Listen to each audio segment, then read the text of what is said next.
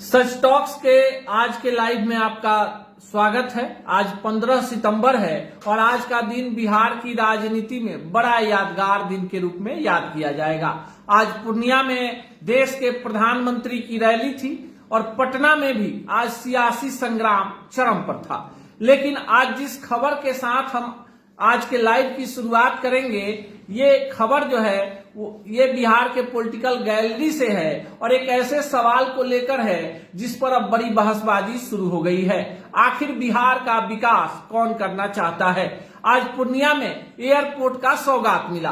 पप्पू यादव इस सौगात का श्रेय लेने के लिए 2 दिन पहले से ही पूर्णिया में जमे रहे। यह पहली बार हुआ कि प्रधानमंत्री के रैली में किसी विपक्षी पार्टी का सांसद पहली बार प्रधानमंत्री के इर्द गिर्द नजर आया।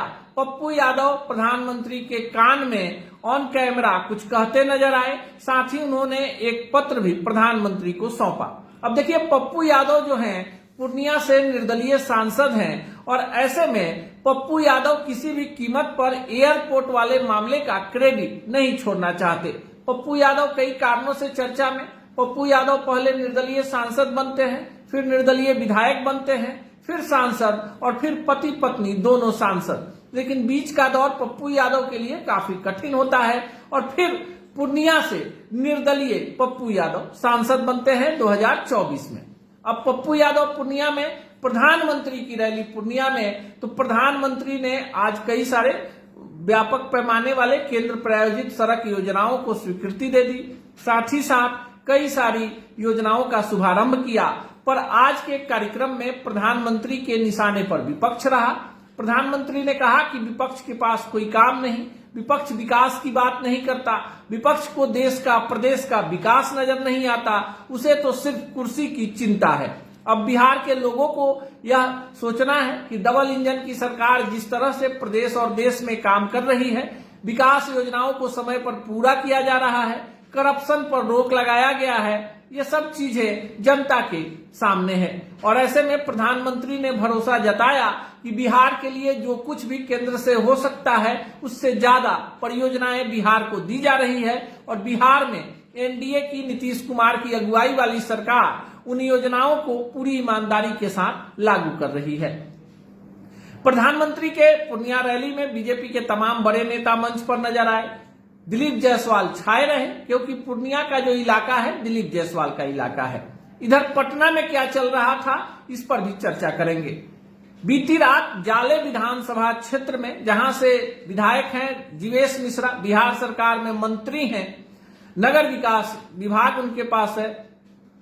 आपको बताएं कि जीवेश मिश्रा अपने विधानसभा में एक श्रद्धांजलि कार्यक्रम में भाग लेने गए थे, जहां पर एक यूट्यूबर ने उनसे सड़क को लेकर सवाल पूछने की कोशिश की। इसी दौरान कुछ ऐसा हुआ जो मोबाइल के कैमरे में कैद हो गया।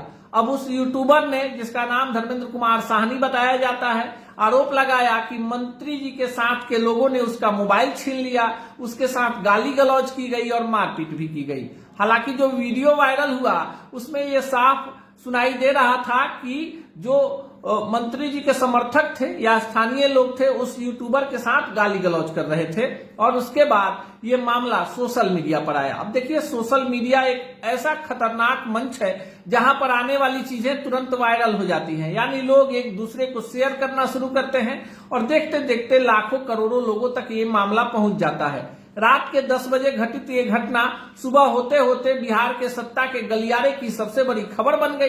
प्रधानमंत्री की पूर्णिया में रैली थी, इसलिए बीजेपी के तमाम बड़े नेता उस पर ध्यान फोकस किए हुए थे। पर तेजस्वी यादव सीधे जाले पहुंच गए और उस यूट्यूबर को लेकर स्थानीय थाने में पहुंचे और मंत्री जी के खिलाफ एफआईआर दर्ज करवा दिया। तेजस्वी को बैठे बिठाए मुद्दा मिल गया। लेकिन सबसे बड़ा सवाल कि धर्मेंद्र कुमार साहनी के लिए तेजस्वी यादव पटना से चले गए पर मुकेश साहनी कहीं नजर नहीं आए। अब देखिए, बिहार में जहां साहनी की बात होगी तो मुकेश साहनी को जरूर ढूंढा जाएगा। अब महागठबंधन में क्या चल रहा है, मुकेश साहनी कहां है, ये मुकेश साहनी जाने। पर सोशल मीडिया पर मुकेश साहनी के समर्थक और विरोधी दोनों तेजस्वी के साथ मुकेश साहनी को जाले में नहीं देखकर उन्हें तलाश रहे थे। आपको बताएं कि तेजस्वी यादव जाले पहुंचे तो उनके साथ अब्दुल बारी सिद्दीकी, पूर्व विधायक भोला यादव और वहां के इस बार के महागठबंधन से जो टिकट के प्रबल दावेदार हैं ऋषि मिश्रा, वो नजर आए, वहां के स्थानीय नेता नजर आए, पर मुकेश साहनी नजर नहीं आए। अब ये मामला जैसे ही फिर से वायरल हुआ, तेजस्वी की इसमें एंट्री हुई, बयानबाजी शुरू हुई। दूसरी तरफ जीवेश मिश्रा ने प्रेस वार्ता कर दिया। जीवेश मिश्रा ने कहा कि वे अपने क्षेत्र में थे, किसी समर्थक की, किसी क्षेत्र के व्यक्ति की मौत हो गई थी, उसके परिजनों से मिलने गए थे। इसी दौरान जब वो वहां से निकल रहे थे तो कोई व्यक्ति था, धर्मेंद्र कुमार साहनी जिसका नाम बताया जा रहा है, उसका कुछ समर्थकों के साथ कहा सुनी हो गया। ये मामला वहीं पर जो थे स्थानीय लोग थे वो उसे समझा रहे थे कि अभी मौका नहीं है, आप सवाल पूछ लीजिएगा। अब सवाल कहां कब किससे पूछना है यूट्यूबर महोदय को पता नहीं, मंत्री जी बता रहे थे तो वीडियो सामने आया। पर जीवेश मिश्रा यही नहीं रुके। जीवेश मिश्रा ने तेजस्वी यादव पर पत्रकारों के साथ दुर्व्यवहार के कई मामले याद दिला दिए कि किस तरह रिपब्लिक भारत के पत्रकार के साथ लालू यादव ने और उनके समर्थकों ने और ऐसी कई घटनाओं का जिक्र किया। जीवेश मिश्रा ने कहा कि पूरे मामले की निष्पक्ष जांच हो जाए, हर बात में राजनीति उचित नहीं है। वे अपने क्षेत्र के लगातार विधायक हैं, क्षेत्र के लोगों के सुख दुख के भागी हैं और जाले में ऐसी घटनाएं स्क्रिप्टेड करके उनके छवि को खराब करने की कोशिश की जा रही है। विरोधियों को वो जवाब देंगे। अब जीवेश मिश्रा सामने आ गए तो बीजेपी के जो बड़े नेता हैं वो पूर्णिया में थे, इसलिए बीजेपी की तरफ से अब दूसरे आधिकारिक बयान की प्रतीक्षा नहीं है। इधर पटना में 112 डायल में कार्यरत जो कर्मी हैं वो बीजेपी कार्यालय का घेराव करने पहुंच गए और जमकर बवेला खड़ा हुआ। पटना के डीएम एसपी ने एक दिन पहले ही इस बात की घोषणा की थी कि पटना में जो धरना स्थल है, प्रदर्शन स्थल है गर्दनी बाग, इसके अलावा कहीं भी पटना में धरना प्रदर्शन हुआ तो धरना प्रदर्शन करने वाले लोगों पर आपराधिक मामला दर्ज होगा और उन्हें जेल भेजा जाएगा। और इसके जज में पहले दिन ही 112 डायल के कर्मी आ गए जिनके लंबित मांगों को लेकर कोई कुछ कहने को तैयार नहीं है। बिहार में दारोगा भर्ती परीक्षा को लेकर पटना के डगबंगला चौराहा पर जमकर हंगामा हुआ। पुलिस की लाठियां चटकी, कैनन से पानी फेंका गया, अश्रु गैस के गोले चलाए गए और कई सारे बिहार के शिक्षक जो हैं, जिसमें गुरु डॉक्टर एम रहमान और कई शिक्षक जो हैं वो इसके लपेटे में आ गए। आंदोलन बड़ा धारदार था, पर इसी बीच एक बड़ी खबर आई कि सरकार इस विषय को लेकर काफी गंभीर है और अगले मंत्रिमंडल के बैठक में बिहार में दारोगा भर्ती परीक्षा को लेकर सरकार अपनी स्थिति स्पष्ट कर देगी। यानी जो बैकलॉग की नियुक्तियां बची हुई हैं उसके लिए सरकार जो है घोषणा कर सकती है, परीक्षा की प्रक्रिया पूरी हो जाएगी। पॉलिटिकल खबरों में कांग्रेस भी है और कांग्रेस का महामंथन चल रहा है कि कांग्रेस के कोटे में जो सीटें आने वाली हैं वो सीटें कहां कहां की होगी और उस पर कौन कौन से लोग चुनाव लड़ेंगे।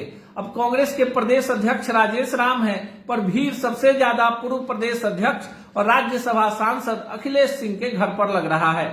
अखिलेश सिंह का अपना रुतबा है, कांग्रेस में वे प्रदेश अध्यक्ष रहे हैं और टिकटार्थियों की जो भीड़ है सबसे ज्यादा अखिलेश सिंह के पास ही देखने को मिल रही है। अब कांग्रेस का जो पैमाना है, कांग्रेस ने जिन जिन सीटों पर चुनाव लड़ना है या जो संभावित सीटें हैं या जहां से प्रत्याशी मजबूत हैं वहां से 3-3 नामों को अंतिम में स्क्रूटनी करके मंगा लिया है। अब अपने स्तर से कांग्रेस के जो स्थानीय कमेटी है उसके आधार पर प्रत्याशियों को अंतिम रूप से रूपरेखा तैयार की जा रही है कि किस सीट से कौन चुनाव लड़ेगा। आरजेडी के तरफ से आज तेजस्वी यादव जाले गए, जाले में जाकर मंत्री जीवेश मिश्रा पर एफआईआर दर्ज करवाया। दूसरी तरफ बीजेपी पूर्णिया में अपनी रैली कर रही थी और इधर जदयू जो है वो अपनी रणनीति बनाने में लगी हुई है। जदयू की कमान पटना में मीडिया को संबोधित करने की जो कमान है वो नीरज कुमार के पास है। नीरज कुमार आते हैं तो जरूर कोई ना कोई बड़ा खुलासा कर जाते हैं।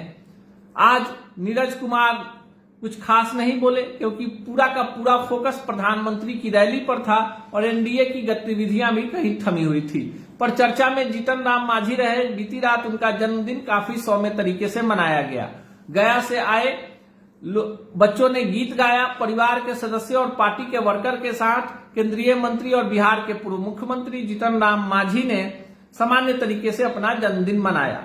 लेकिन खबर यहाँ इसलिए भी जरूरी कि जीतन राम मांझी जो हैं वो चाहते हैं कि कम से कम बिहार में उनकी पार्टी 15 सीटों पर लड़े और कम से कम 8 सीटें जीत जाए, जिससे उनकी पार्टी को राष्ट्रीय पार्टी का दर्जा मिल जाए। अब जीतन राम मांझी की पीड़ा अपनी जगह है, वे अपनी पार्टी को राष्ट्रीय पार्टी बनाना चाहते हैं और यहां तक कह दिया कि इससे कम पर सवाल ही नहीं उठता है, अकेले भी चुनाव लड़ने पर कोई ऐतराज नहीं होगा, लेकिन एनडीए में है तो अंतिम निर्णय एनडीए के कर्ता धर्ताओं को करना है। इधर पटना में एक और बड़ी पॉलिटिकल घटना हो गई। आनंद मोहन से मिलने उपेंद्र कुशवाहा जा पहुंचे। अब देखिए, उपेंद्र कुशवाहा काराकाट से चुनाव हार गए। कहा गया कि राजपूत वोटर जो थे वो पवन सिंह के पक्ष में हो गए। दूसरी तरफ औरंगाबाद में कुशवाहा वोटरों ने राजपूतों का साथ छोड़ा तो वहां से सुशील सिंह चुनाव हार गए और अभय कुशवाहा चुनाव जीत गए। कहा जाता है कि औरंगाबाद सीट चित्तौड़गढ़ है। इसका असर आरा में हुआ। आरा में भी कुशवाहा समुदाय के लोगों ने राजपूत उम्मीदवार और पूर्व केंद्रीय मंत्री आरके सिंह को वोट नहीं दिया। इसका असर बक्सर और सासाराम पर भी पड़ा। लेकिन जैसे ही लोकसभा चुनाव समाप्त हुआ, उपेंद्र कुशवाहा को चुनाव हारने के बाद भी राज्यसभा का सदस्य और कुशवाहा समुदाय से ही आने वाले जगदीशपुर के भगवान सिंह कुशवाहा को एमएलसी बना दिया गया। पर राजपूत समाज से RK Singh wait and watch में ही रह गए।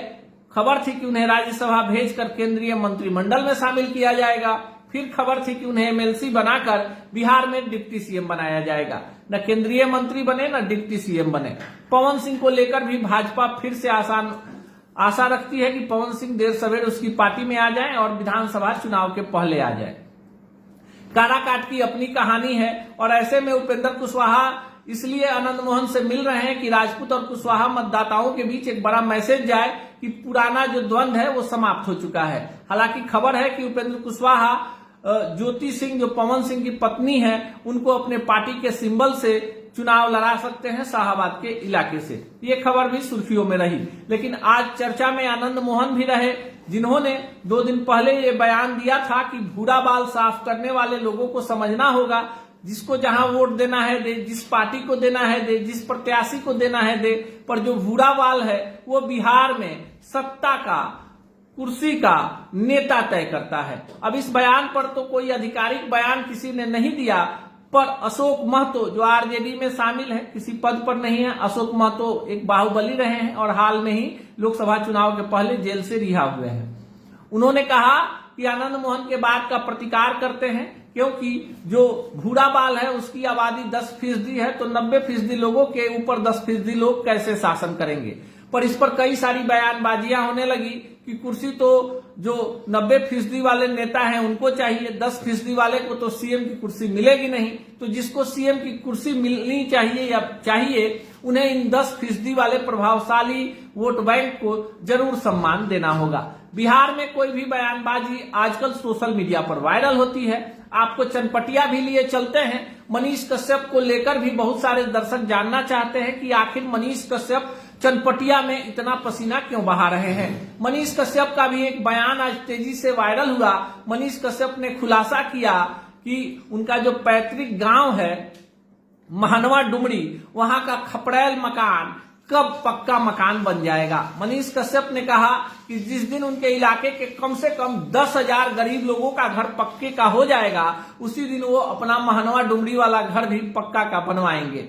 मनीष कश्यप टेबल पर खड़ा होकर माइक लेके प्रचार कर रहे हैं। मनीष कश्यप बाइक से घूम रहे हैं, किसी समर्थक के घर दाल रोटी खा रहे हैं। पर भीड़ इतनी जरूर है कि जिन लोगों को मनीष कश्यप के खिलाफ चुनाव लड़ना है वो सभी रेस हो गए हैं। जिस चनपटिया रेलवे स्टेशन से ट्रेनों के ठहराव और नए ट्रेनों के शुरुआत की मांग मनीष कश्यप ने की थी, देखिए असर कितना है कि चुनाव के ठीक पहले संजय जायसवाल और वहां के स्थानीय विधायक उमाकांत सिंह दौड़े भागे दिल्ली जाते हैं, केंद्रीय रेल मंत्री अश्विन वैष्णव से मिलते हैं और चनपटिया में कल एक नई ट्रेन की शुरुआत भी हो गई। देखिए ये साइड इफेक्ट है, विकास पर किसी को क्रेडिट लेने का हक नहीं। पर मनीष कश्यप कहते हैं कि उनके जन आंदोलन से अगर कोई क्रेडिट भी लेता है और चनपटिया में विकास के काम होते हैं तो इससे उन्हें कोई गिला शिकवा नहीं है। बिहार के सियासत में आने वाले दिनों में गरज के साथ छींटे पड़ सकते हैं, मौसम का मिजाज बदल सकता है, कई सारे नेता पाला बदल सकते हैं। कांग्रेस के टिकटॉर थी दिल्ली में भाजपा के टिकटार्थी दिल्ली में, जबकि आरजेडी से टिकट चाहने वाले लोग पटना में गणेश परिक्रमा कर रहे हैं। प्रशांत किशोर की पार्टी से कौन कहां से चुनाव लड़ेगा, इस पर भी स्थिति स्पष्ट नहीं है। प्रशांत किशोर ने प्रत्येक विधानसभा क्षेत्र से 4 से 5 दमदार लोगों को मैदान में उतारा है और अंतिम समय में जनसुराज की कमेटी ये तय करेगी कि उसका सबसे दमदार और बढ़िया चेहरा कौन है और कौन चुनाव लड़ेगा। आज के लाइव में चलते चलते मनु द ग्रेट वाली खबर भी जो आपको बता देते हैं कि मनी मेराज की जो प्रेमिका कल रो रही थी, मनी मेराज पर आरोप लगा रही थी, आज हॉस्पिटल पहुंच गई। दिल का दौरा नहीं पड़ा है पर दिल को झटका जरूर लगा है। बाकी सोशल मीडिया पर कई सारी खबरें आती रही जाती रही, पर हमारे लिए खबर वही है जिसमें आम आदमी है, आम आदमी की संवेदनाएं हैं और जिस खबर को पढ़ने से दिखाने से आम आदमी की समस्याओं का समाधान हो जाता है। फिर मिलेंगे कल लाइव में, तब तक के लिए दीजिए विदा और देखते रहिए हमारे चैनल पर बिहार से जुड़ी हुई तमाम खबरें।